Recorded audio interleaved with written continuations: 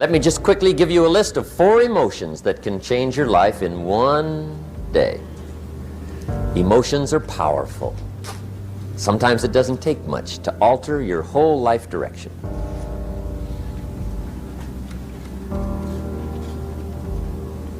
Okay, here they are. Number 1, disgust. Powerful emotion. Disgust says, I have had it. See, that could be the day. The day you can say, I've had it. And whether you've had it with something small or something major, the day you can say, I've had it, may not be the day it ends, but the day it begins. That's what I said when that little Girl Scout left my door when I'm 25. I give her the big lie, she leaves, I say, I don't want to live like this anymore. I've had it with lying and being broke. Powerful day. The man's finally had it with mediocrity. He's had it with being a loser. He's finally had it with those awful sick feelings inside, knowing his wife is at the grocery store looking at 2 cans of beans, one marked 37 cents, one marked 39 cents, and the guy sick inside knows his wife's going to buy the 37-cent can, and she doesn't even like the brand.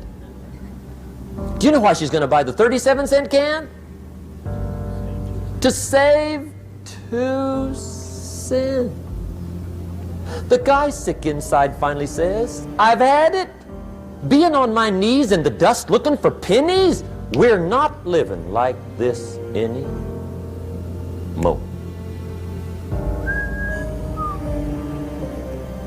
Could be the day that turns your life around. The day you can say, I've had it. He walks into his closet and rips everything in it to shreds and says, I've worn this embarrassing stuff for the last time. And not only will I never wear it again, no one else will ever wear it again. Commit an act that says, I've had it. Powerful. Here's the next one. Decision. And decision making is powerful.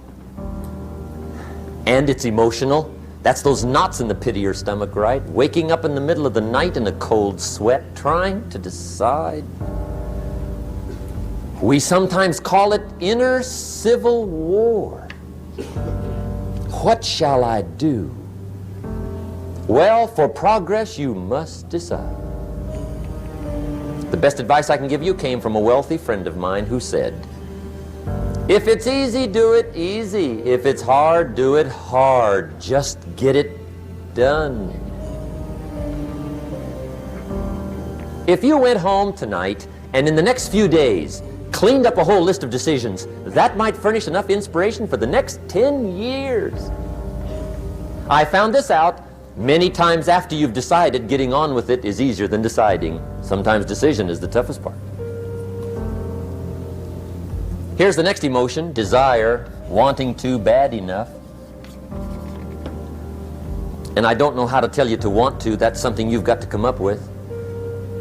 There's 2 things I know about desire. Number 1, it comes from inside, not outside. You don't send off for it. Number 2, I know desire can be triggered by something. Who knows what it might be? Sometimes desire waits and sleeps for something to happen. Maybe it's a book, maybe it's a song, maybe it's a sermon, maybe it's a lecture, a seminar, maybe it's the conversation of a friend, a happening, an event. Who knows? The best advice I can give you is what I give my staff. It goes like this: welcome every human experience. You never know which one is going to turn it all on. Even the bad experiences. Sometimes from the bitterest experience comes the greatest awakening. So let down the barriers, take down the walls. The same wall that keeps out disappointment keeps out happiness. Let life touch you. Don't let it kill you, but let it touch you. Here's the last one. This one's powerful. Resolve. Resolve says, I will. Two of the most powerful words in the language. I will. Benjamin Disraeli once said, nothing can resist a human will that will stake even its existence on the extent of its purpose. Shortly put, I'll do it or die. See, that's powerful. That could be the day that turns your life around. The world has a strange way of stepping aside when somebody says, I'll do it or die. The man says, I will climb the mountain. They've told me it's too high, it's too far, it's too rocky, it's too difficult, it's never been done before, but it's my mountain, I will climb it. Pretty soon you'll see me waving from the top. Or dead on the side, because I ain't coming back. The best definition I ever got from the word resolve came from a little junior high girl in Foster City, California, up north. I'm talking to the junior high kids one day. I love to ask kids definitions. They come up with beauties. I got to the word resolve and I asked, who can tell me what resolve means? And I got several hands, and they were all pretty good, but the last one was the best. Little girl, about 3 rows back, held up her hand. She said, Mr. Rohn, Mr. Rohn, I think I know what resolve means. I said, darling, what do you think it means? She said, I think it means promising yourself you will never give up. I said, that's it. Webster, stand aside. That is the definition. Promise yourself you will never give up. I asked the kids, how long should a baby try to learn how to walk? How long? How long would you give your average baby before you shut him off? How long? See, any mother in the world would say, you're crazy. My baby's going to keep trying until it learns how to walk. What a magic formula. Now let me show you what triggers all emotions into activity that brings results. And results is the name of the game. Here it is. Action.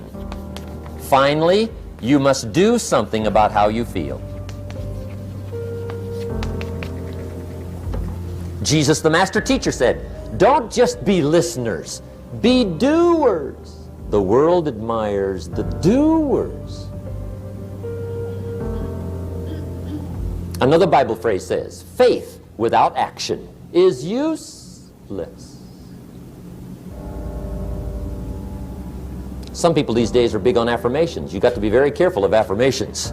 There's a thin line between faith and folly. The best clue I can give you on affirmations is this. Affirmation without discipline is the beginning of delusion. And there's nothing worse than delusion. The guy keeps walking west looking for the sunrise. I mean, delusion is bad.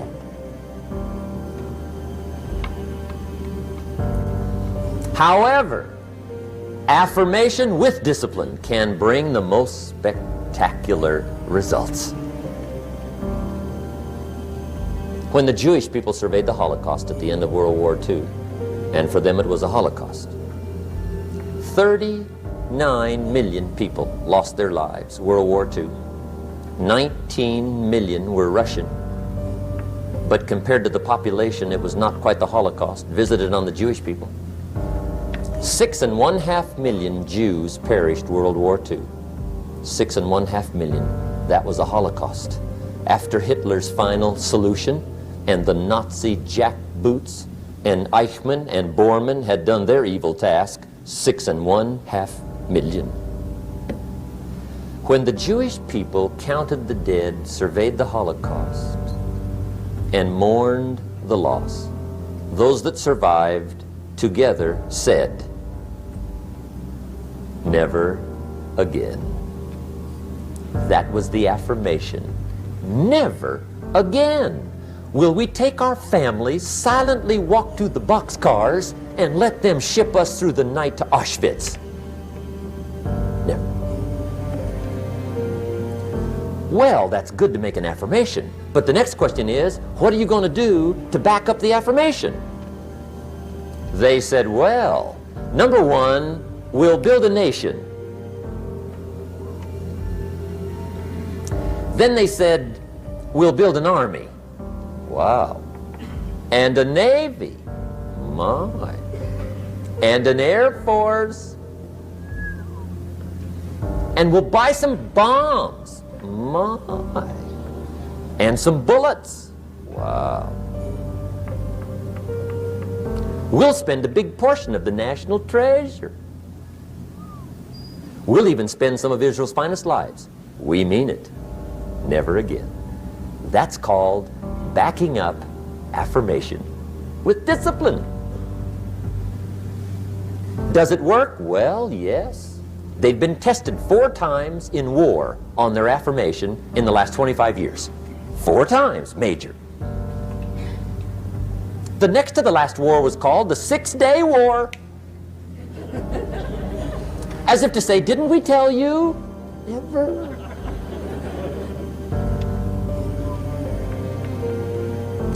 Make sure you always have a game plan to match your wishes. Otherwise, they will always be wishes.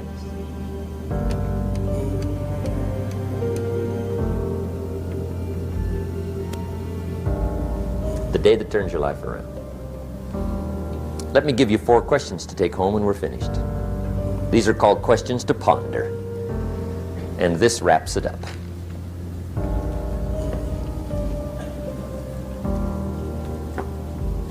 Gosh, you've been a great audience tonight. How fantastic for so many people here. It's been unbelievable. I've really enjoyed it. I could talk all night, but... I'm staying here, right? So I got a maid, right? And you got some ways to go. Okay. Here's the questions I want you to take home in closing. First question is one of the major questions of the world. Why? Why should you try? Why read that many books? Why go that far? Why earn that much? Why share that much? Why learn all that? Why get up that early? Why put yourself through that much? Why try for all that? Good question. Why? One of the best answers to why is the second question, why not? What else are you going to do with your life? Why not see how many books you can read, how far you can go, how much you can earn, how many friends you can make, how much personality you can develop, influence you can have, how many things you can accomplish, how far you can go and what you can see? Why not? You got to stay here till you go. Why not? The third question is, why not you? Why not you? Some people have done the most incredible things with limited start. Why not you? Some people have done so well, they get to go, they get to see it all, they get to do it. They get to be there. They get to have it, they get to enjoy it. Why not you? Why not you watching the morning mist rise over the mountains of Scotland? Exploring the mysteries of Spain, soaking up history in London. Why not you? You got to take a stroll through the Palace of Versailles. Why not you? You got to have lunch in one of those neat little sidewalk cafes in Paris. I mean, Denny's is okay, but you got to try Paris. Someday you got to gaze directly at the Mona Lisa. I can show you where to find the most exquisite seashells in Miami and the Bahamas. I know where they are. Why not you? You got to shop on 5th Avenue in New York. You got to stay at the Waldorf Astoria. Have dinner at Lou Chow's? Sliced roast goose on a bed of apple strudel. Why not you? You got to drink in an Arizona sunset. You got to see the world. You got to read the books.